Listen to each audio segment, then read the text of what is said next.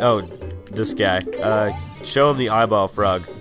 Right, you have to target people, and then... This is so annoying that you have to target people and then give them things. Oh, wow! I haven't seen an eyeball frog like this since Zora's domain froze over. These eyeballs are so delicious. Tonight I will cook fried eyeballs for the first time in a long time. Such great stuff. Please say thank you to King Zora. What? These are for making Bigoron's eye drops. Oh, how disappointing. You should have said so in the first place. By the way, I'm probably gonna die on my way back to Bigoron. That's probably just gonna be a thing, because it is really difficult to get up to him without taking any damage. This medicine doesn't have any preservatives in it, so it won't last long at this temperature. Run as fast as you can to death. Oh, you're young, you can do it. Or my horse can. Just force my horse to. But yeah, as I was saying, that quote from Obi-Wan Kenobi, that was from episode 6, when Link found out that his father was Darth Vader, and he was talking to Obi-Wan Kenobi vision drug trip thing, or whatever the hell happened there. I don't actually know, like, the mechanics behind Force Ghosts or anything like that. Dude, horse? Horse? Really? Are you gonna do this to me? You gonna screw me over like this? Like, you didn't have to cut me off! I'm sorry for singing that song. I will stop right there. That song is terrible. Somebody sang that at karaoke last night, and that was probably the biggest dick thing I've ever said while somebody was doing karaoke. Like, I didn't say it to them. I said it while they were singing, and I said, like, that is the most tone deaf I've ever heard a person. Like, it was ridiculous how tone deaf this guy was. Like, you didn't have to cut me off. Make out like it never happened, and we were nothing. That was not really an exaggeration. Actually, that was better than what the guy was singing, because the guy was singing, like... I was at least singing, like, notes. This guy was just sort of, like, sing-talking at a random pitch. And he was, like, he was talking, like... Sounded like someone from Family Guy that just had a stroke. That's the best way that I can describe that. But anyways, as I was saying before, it's that quote that I was saying, like, you see what I said was true from a certain point of view, was from Obi-Wan after Luke Skywalker realizes that Darth Vader is his father, and Obi-Wan was saying that, like, well, his father was dead, and Luke was just like, well, I thought you said my dad was dead. He's like, no, your father was killed by Darth Vader because he turned dark and became Darth Vader. So you see what I said was true from a certain point of view. It's like, no it wasn't, you fuckhole. Like, Jesus, Obi-Wan. Like, you blatantly lie to the kid, tell him his dad is dead, and then when he finds out that you're lying, you just tell him, well, you didn't interpret it right, you're retarded. Like, what a dick. Bad guy Obi-Wan. Like, Obi-Wan would be on my top lists of people that I would like to shove a shotgun in their mouth. But not shoot it, but just shove it in their mouth. And, like, I don't know. Sometimes it's fun to shove things in people's mouths. Will I die? Probably. I did pick up a heart at some point, so that's good. But yeah, as you can see, these rocks sort of bounce around after they hit the ground. Like, you can see the shadows of where they're gonna be, but at the same time, like, they do bounce around afterwards, and it makes it really difficult to actually go and get anywhere. See if I can hit this guy from here. Yes, I can. I think I did that exact same thing last time, where it was like, I don't know if I can hit him from here. Let's try it. Crap. Sorry for bumping the microphone. I seem to be doing that a lot in videos as of recently. I don't know why. Probably because I'm sitting in a different position. See, I have this couch that's like an L shape, and what I usually do is, like, one side is facing towards the TV, and one side is facing, like, at a 90-degree angle to the TV. And, let's give Bigoron his eye drops anyways, but... anyways, like, I'm sitting right at the corner, and, like, laying down, because I'm lazy and hungover right now. And I don't really feel like sitting up. And for some reason, like, the like, footrest on my stool is broken. And I don't know why. But whatever. Oh! Wow, that was a reaction. Let's karate chop the air really awkwardly. Yeah, you can see now. And, yeah, we did a good job with the eye drops. And he gives us a big tablet. The Bigoron Sword. You got a claim check for it. And now we gotta play the Sun Song 6 times. So, this is kind of annoying. I don't know why I just covered that up. It's probably a bad idea, but I will play the Sun Song a bunch of times, and 1 sec. Okay, I think that was the 6th time. I'm not entirely sure, but the Sun Song doesn't actually change the day instantly, as you can see there. That sword is my finest work. And we get the Bigoron Sword finally, yay. But yeah, the Sun Song doesn't change the day instantly. It takes like about 5 seconds, and if you don't wait the 5 seconds until like the crow goes, and oh shit, sorry, I always need to concentrate when I play songs. Just like playing the Wind Waker and Wind Waker, it's just I never remember what the songs are. And yeah, just work for the Lost Woods because we can go to the next dungeon now. Anyways, the Sun Song doesn't register properly, and if you don't wait the 5 seconds for the crow or the wolf to go and do their cry or whatever the hell they're doing, you have to go and like play it again because it doesn't register. I don't know why we still have the claim check, but we got the sword. Doesn't matter. I'm not going to be using it much in this dungeon, except for maybe at the boss. I'm not too sure. I don't know how useful it is for the boss because I've never actually used it on the boss before. There's 2 Wolfos here. I figured just be cheap and do a bunch of spin attacks like that, and then probably just finish this last guy off. Super easy. There we go. Beautiful. Cut, print, work it. Oh, work it, baby, work it. Oh, you're so beautiful. Oh, everybody loves you. Everybody loves you so much. The camera loves you. Everybody. I don't know my way around the Forest Temple as well as I thought I have. I have done it twice in the past, like, 3 weeks. So, hopefully it should be relatively fresh in my mind. But at the same time, I'm not entirely sure. Shit. I'm not close enough to go and grab that chest with my hook shot. This is why I should have done the Water Temple first, partially, except I don't know if you can do the Water Temple without the arrow. Like, I know you can't finish it without the arrows, but I don't know if you can, like, get the long shot without them. And crap, I forgot to press forward while I was falling. Even though I was moving forward, I didn't press it right when I fell. That's stupid of me, but whatever. As you can see, when we bust in here, there is 4 lights in the center. And now they're gone. Great. And there's an elevator right at the bottom. Oh, we could just walk right to the boss. We just gotta beat these 4 ghosts, right? Right? Nope. Nope, that is the main gimmick of this temple, and that is the thing that's gonna cause you a lot. I wouldn't say a lot of grief, but it's kind of annoying that you have to spend so much time and go and do this. So basically, we want to go straight back to this door right here. We want to make sure we have 3 keys before we go on to the next section of the temple. And I split this temple up into like 3 different sections. The first 2 are a lot shorter than the 3rd section. Holy crap! These are the hardest enemy that we've seen so far, by far, because of that bullshit. I had my shield out, and he killed me. Why is that? Because it's bullshit. Because he does these jump attacks, and it's annoying because they go right through your shield sometimes, and it's kind of glitchy. So you just want to make sure you attack him while he's doing the jump attacks, or you use a Deku stick or something along those lines. I don't actually know. Attack me, dude. Attack me. There we go. See, these guys right here, like this fight, this was why I wanted to... Dude, what the fuck are you doing there, man? Like, Jesus. Jesus, man.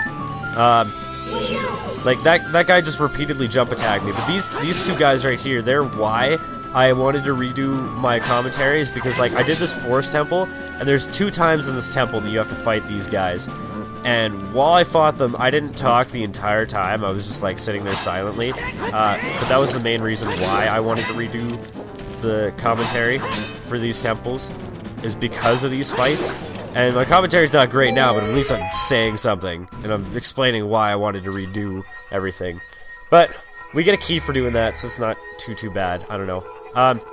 For some reason, this temple, well, it's not really for some reason. I know why it is, but this temple always makes me think of Breaking Bad.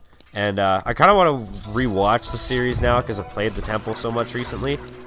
If you've never seen Breaking Bad, it is a fantastic show. I would highly recommend it to anybody who enjoys meth or, like, killing people. I don't know. Even if you don't like meth or killing people, I would still recommend it to you because it's a really good show. Basically, the main premise of the show is they take a guy, he's a kind man, and he's like a school teacher, and they turn him into Scarface. And they do a really good job of it because it's in a way that, like, while you're watching it, if you just marathon the living shit out of it, you don't even notice it.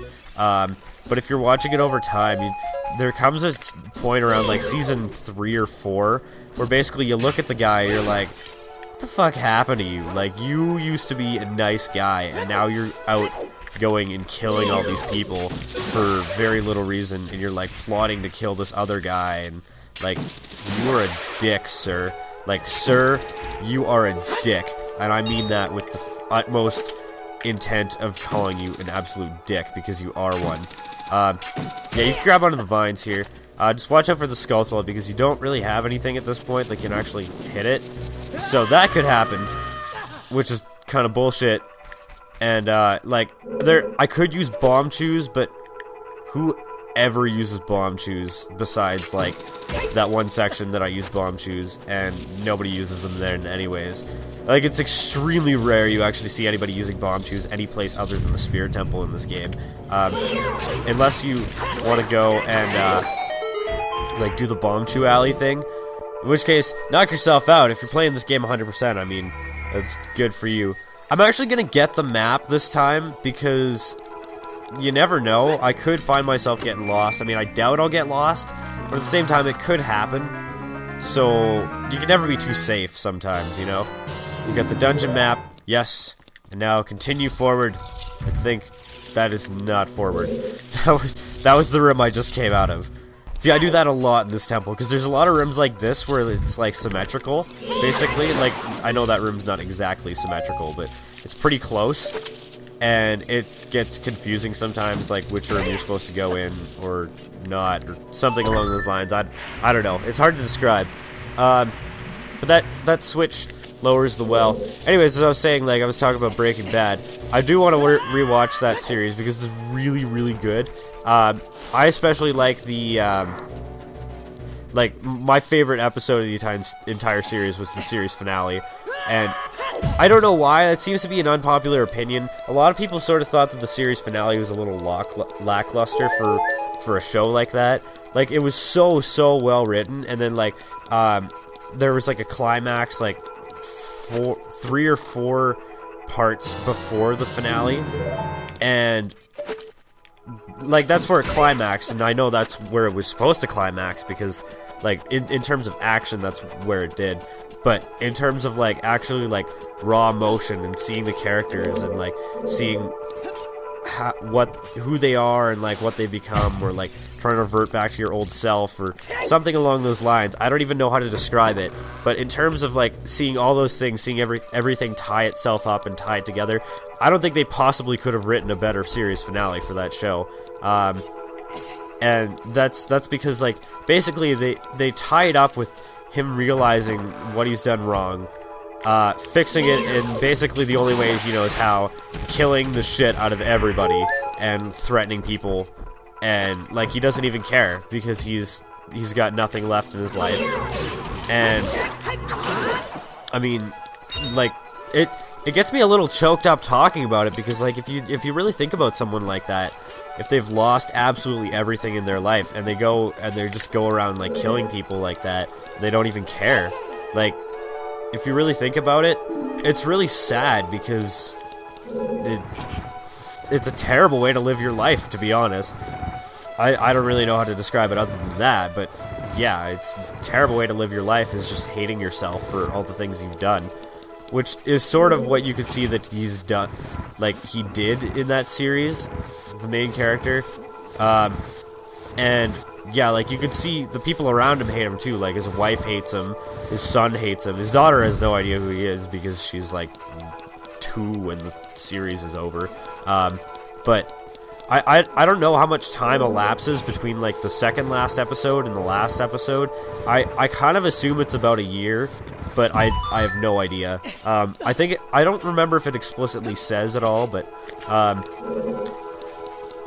anyways, like, the way they wrap that up is basically fantastic, is what I'm trying to say. Is because, like, I don't think you could have possibly written a better series or like a better series finale, because there's no better way to wrap everything up than killing everybody. Like, basically everybody dies by the end. Like, there's only one of the main characters that wasn't died or their life wasn't totally ripped apart. And you really think about it, like, there's so many things that they wrote in that series that were just like, okay, this would never actually work, but it feels like it's written really well. Like, for example, they put Huel under police protection. I don't know if you know who he is, but he's like the big black bodyguard. He wasn't really one of the main characters, but I don't know, I really liked him as a character because he was just sort of ridiculous.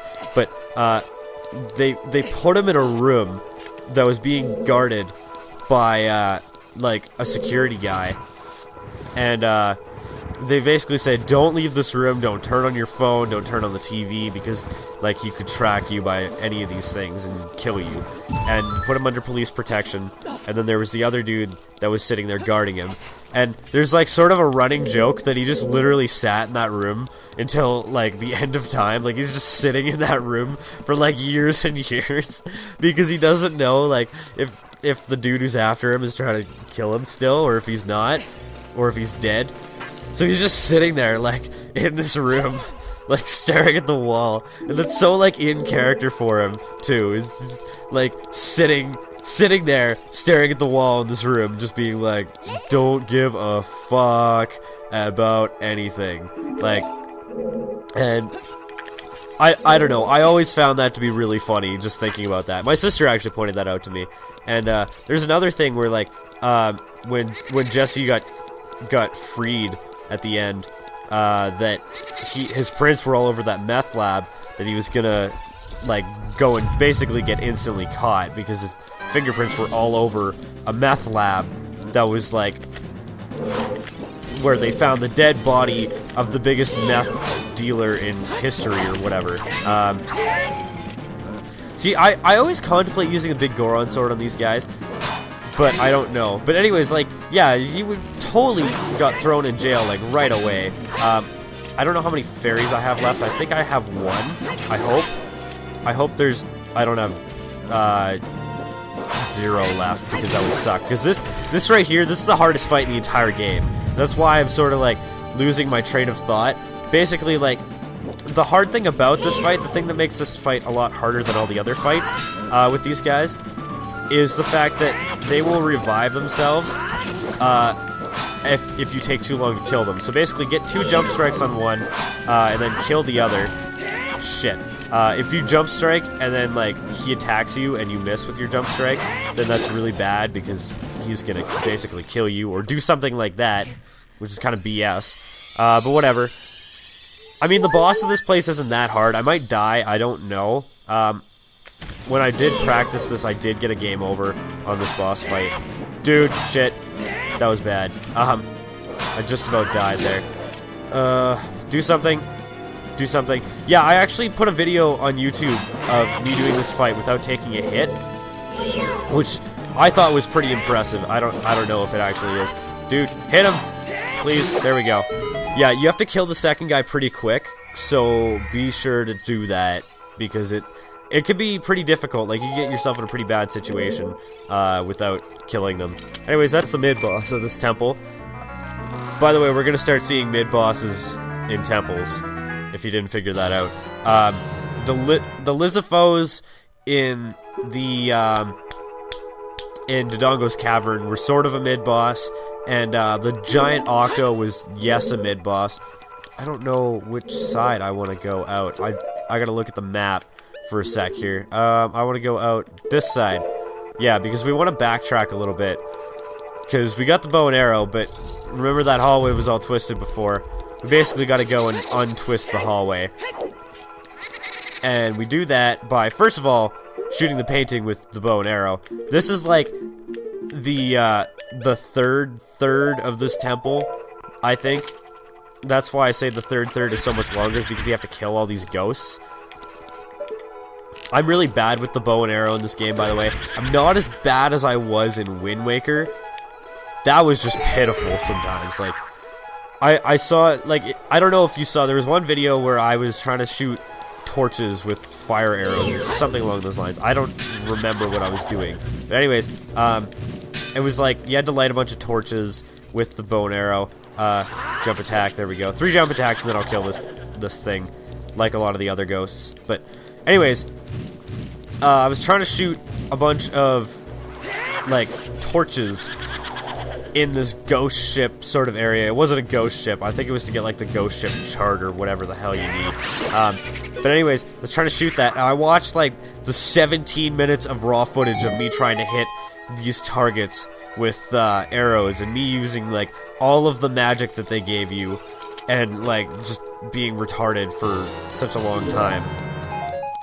And yeah, like, I watched all this back, and I'm like, this is pathetic. Or, like, any of the times, because I never, well, I did get the bow and arrow in the original Wind Waker, because you get it, shit, why did I just do that? Whatever. I did get to the Tower of the Gods in the original Wind Waker, but in Wind Waker HD, I think they messed up the shooting mechanic, because I have no problem aiming in Wind Waker. In fact, I find that's one of the easiest Zelda games to aim in, but Wind Waker HD, no. I just cannot aim with the bow in that. It's retarded. Dude, hit the other one. There we go. Shoot him with arrows. That makes these guys a lot easier. Just shoot them with 4 arrows. There we go. They're still kind of hard to hit, though, because, I don't know, they're a pain in the ass. There we go. You're dead. And I only wasted 7 arrows that time. I think on my practice file I wasted, like, 15 there in that room, which is pretty bad. I mean, like, those bubbles are hard to hit anyways, but still, that's still pretty bad. Well, I'm down 8 right now, but you get more at some point. I don't know, enemies drop them all the time, so it's not really a big deal if you miss out. But what do we got here? This big shiny chest. I love that they took the time to go and design this chest, because it looks so cool. And you know that somebody actually spent, like, hours and hours trying to design that chest. And, yeah, it's...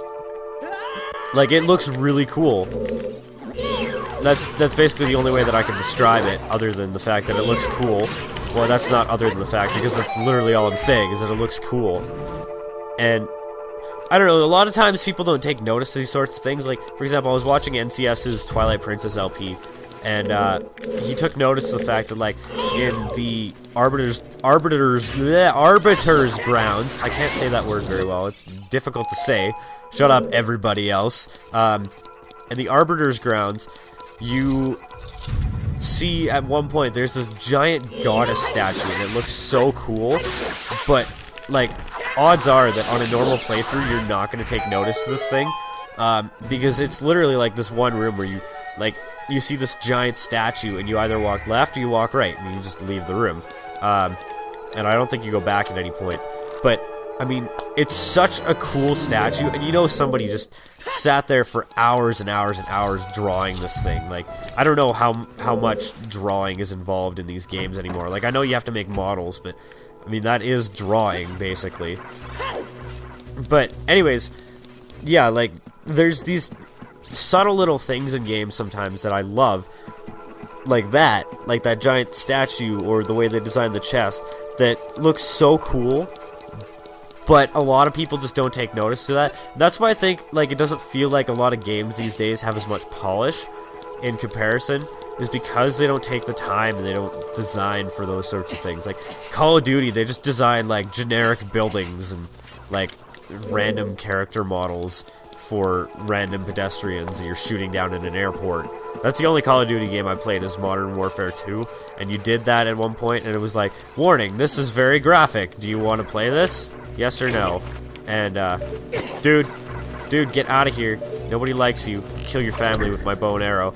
Thank you. And, yeah, there's one mission in Call of Duty Modern Warfare 2. I think it's Call of Duty 6. I'm not too sure. It might be like 7 or something like that. I think they're up to like 15 at this point. It's ridiculous. But anyways, they didn't really add any polish to that game. Like if you look around, I remember one mission. It was literally like a cabin in the woods. And at one point you walk far enough into the woods, like away from the mission, and A, it auto fails you, and B, it like there's nothing, like literally nothing past a certain point.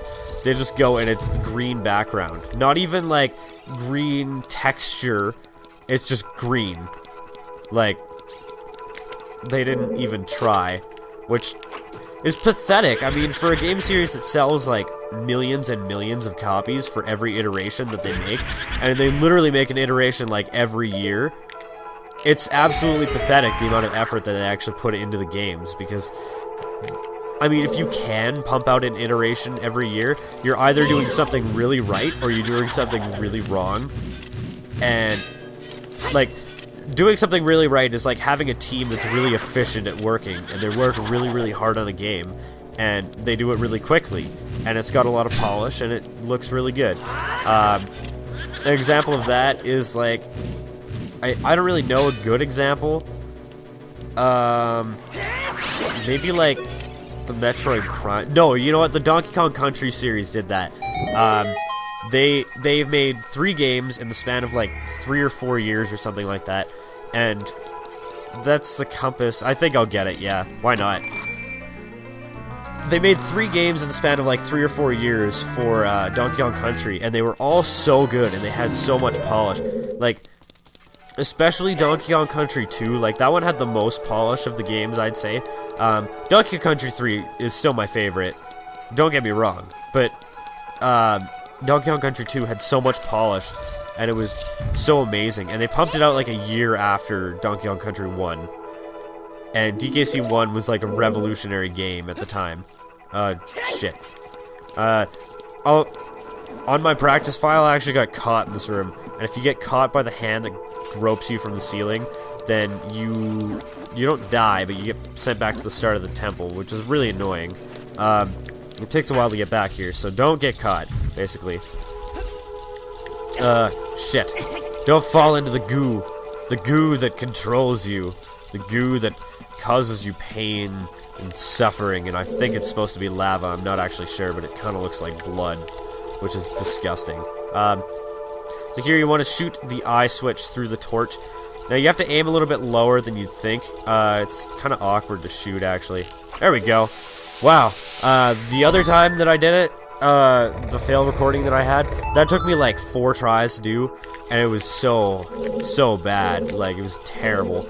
But yeah, like, I was so proud of Nintendo when Donkey Kong Country 3 came out, and it was really good. Like, I don't know if I was proud because I got the game in like 1999 and I was like 6 at the time, but I mean, like, looking back, I mean, you can't help but be proud of them for doing such a great job on a game that like took relatively little amount of time to make. Mind you, I guess it was Rare that did the game, not Nintendo, so I don't know if that makes much of a difference. I don't know if they made the entire game, or if they, like, or if Nintendo helped at all, or, like, what happened. I don't know what the, like, first-party development process is for these games, because, like, I don't design video games. I also have no idea, like, how you make the models and stuff like that.